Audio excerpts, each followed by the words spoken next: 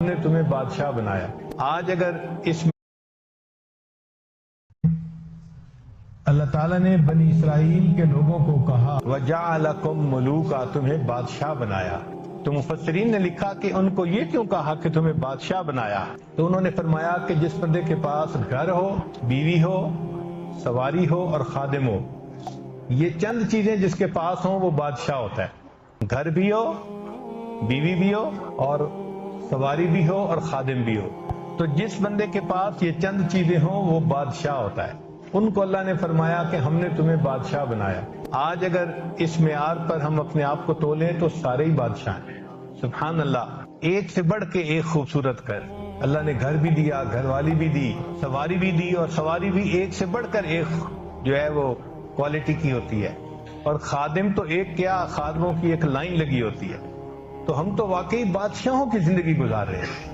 ہمیں اس پر اللہ تعالیٰ کا شکر ادا کرنا چاہیے اور اب اپنے اندر قناعت پیدا کرنی چاہیے۔ نبی علیہ السلام نے دعا مانگی، اللہم اجعل رزق آل محمد قوتا، اے اللہ محمد صلی اللہ علیہ وسلم کی آل کا رزق ایک وقت کا کھانا، کہ میری آنے والی نسل کو بھی جو رزق ملے تو ایک وقت کا کھانا 24 گھنٹے میں۔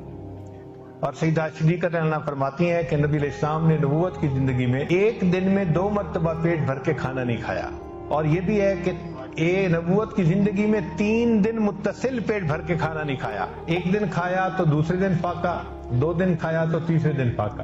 یہ نبی علیہ السلام کی مبارک زندگی تھی جن کے سامنے اللہ نے پہاڑوں کو سونا بنا کر پیش فرما دیا تھا۔ چنانچہ جبریل علیہ السلام تشریف لائے، اے اللہ کے حبیب صلی اللہ علیہ وسلم، اللہ تعالیٰ پوچھتے ہیں آپ اس دنیا میں ملک الرسول بن کر رہنا چاہتے ہیں یا عبد الرسول بن کر رہنا چاہتے ہیں؟ یعنی رسول بھی ہوں اور بادشاہ بھی ہوں ظاہری طور پہ دنیا میں، اور دوسرا یہ کہ رسول ہوں اور ایک معمولی بندے کی زندگی ہو۔ تو جب جبریل علیہ السلام نے یہ فرمایا تو ساتھ انہوں نے ہاتھ سے اشارہ بھی کر دیا کہ اللہ کے حبیب صلی اللہ علیہ وسلم ملک الرسول کی بجائے جو عبد الرسول بن کر رہنا ہے یہ زیادہ اچھی آپشن ہے۔